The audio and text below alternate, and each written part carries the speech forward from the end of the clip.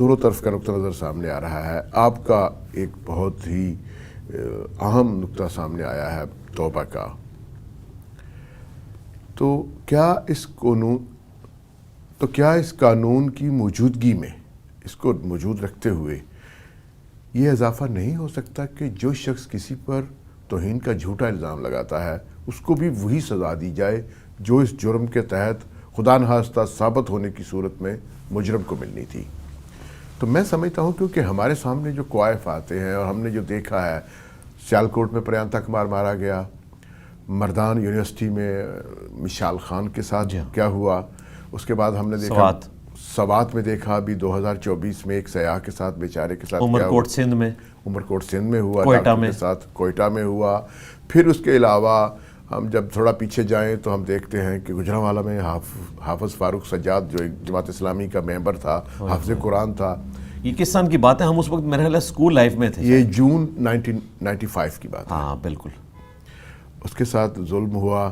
اور پھر اس کے بعد ایک اور بہت اندوناک واقعہ ہوا احمد پور شرکیہ میں. یہ ابھی کوئی 8-9 سال ہوئے ہیں. جو ایک پاگل تھا، یہ ایک پاگل شخص جس کے گلے میں ایک تختی تھی جس کے یہ مخبوط الحواس ہے، اس کو مار دیا گیا. اور اس میں جو سب سے خوفناک جو صورتحال تھی وہ یہ تھی انجینئر صاحب کہ جب اس شخص کو پولیس کی حراست سے چھڑایا جا رہا تھا تو پولیس تھانے کے ساتھ پولیس ملازمین کی رہائش گاہیں تھیں، ان کو آگ لگائی گئی. ایک پولیس ملازم ایسا تھا جس کا بیان موجود ہے کہ جس کی 2 بیٹیوں کی شادی تھی اور اس نے اپنی 2 بیٹیوں کے لیے قرآن پاک کے 2 نسخے اپنے گھر میں رکھے ہوئے تھے جہیز میں دینے کے لیے. وہ جل گئے. یہ ہو رہی ہے جی اسلام کی خدمت. ایک پاگل شخص جس کو شریعت معاف کر دیتی ہے اس کو سزا دینے کے لیے ایک عقل مند اور ہوش یافتہ جو ہجوم ہے اس نے قرآن پاک کے 2 نسخے جلا دیے.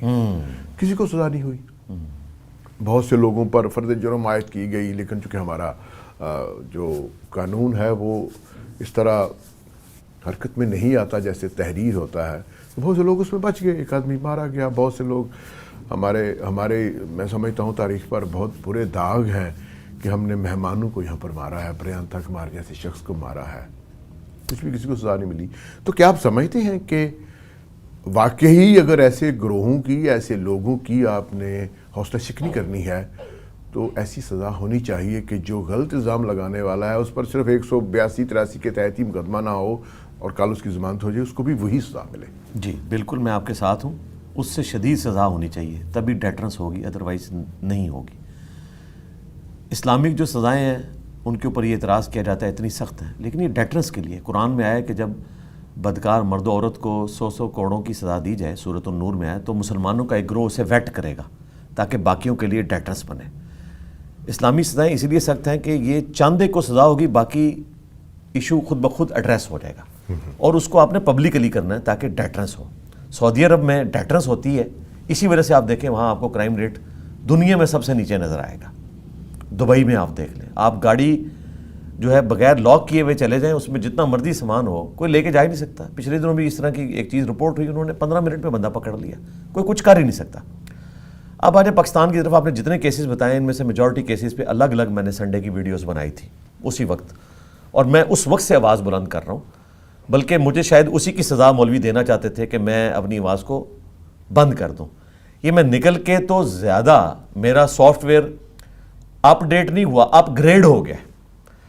تو بات تو میں پہلے سے کر رہا ہوں کہ آپ نے نمک حراموں کے مزار بنائے ہوئے ہیں. اللہ کا شکر ہے کہ وہ جو پنڈی میں مزار تھا اسے سیل کر دیا گیا، جس نے اسیسینیٹ کیا تھا ایکس گورنر کو، وہ سیل ہو چکا ہوا ہے. یہ 12 قوم ہے. جی بالکل سیل ہے.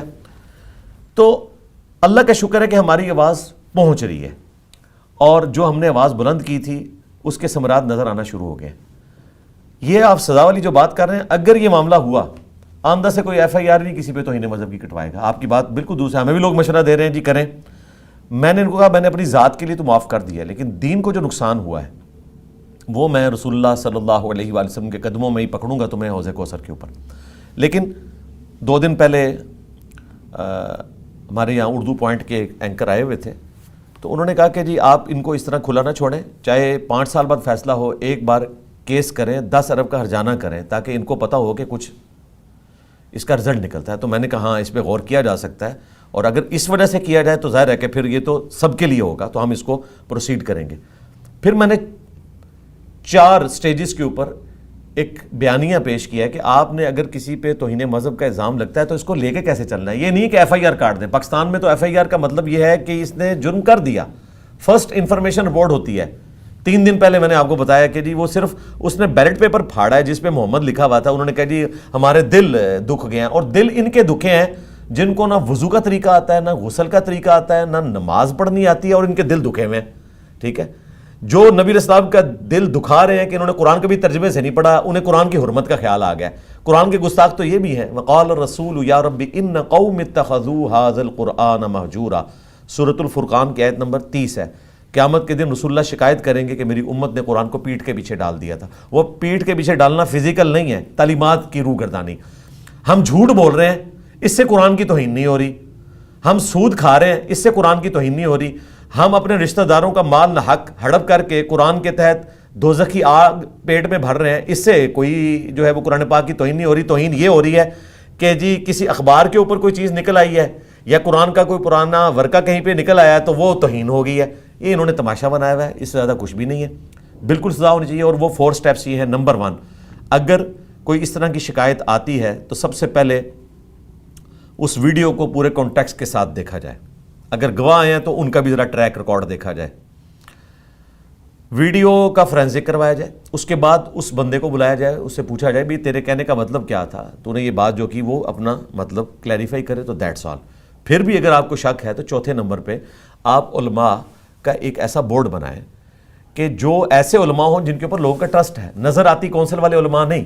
مثلا میں کہتا ہوں کہ مفتی تقی عثمانی صاحب, مفتی منیب صاحب اور جواد نقوی صاحب, یہ بڑے علماء ہیں جو کبھی جرت نہیں کریں گے کہ کسی کے اوپر اس طرح کا الزام لگائیں. دیکھیں میرے کیس میں سب سے ہائی پروفائل کیس تھا نا, تو سب سے بڑے بندے کی طرف سے آنا چاہیے تھا فتویٰ, اور آیا ہے, ہمارے حق میں آیا ہے.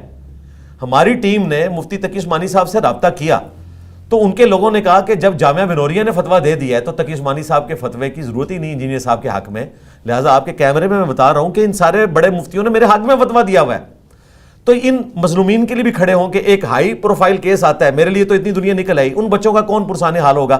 میں جب اندر گیا تو ان بچوں نے یونانیمسلی مجھے کہا کہ علی بھائی آپ کو اللہ تعالیٰ نے اسی لیے یہاں بھیجا ہے کہ آپ بھی اس تکلیف سے گزریں اور آپ ہم مظلومین کی آواز بنیں جن کی آواز سننے والا کوئی نہیں ہے.